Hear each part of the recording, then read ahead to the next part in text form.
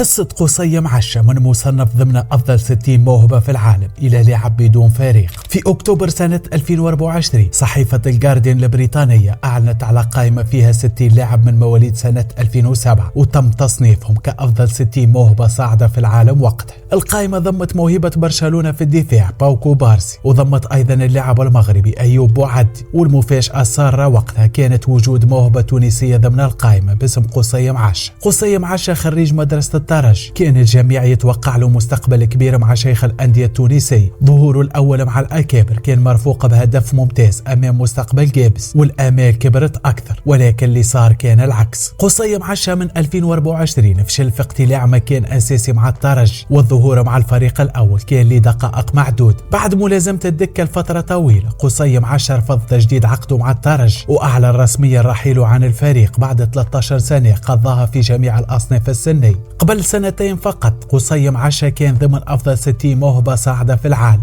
واليوم هو لاعب حر من كل ارتباط في انتظار الوجهة القادم.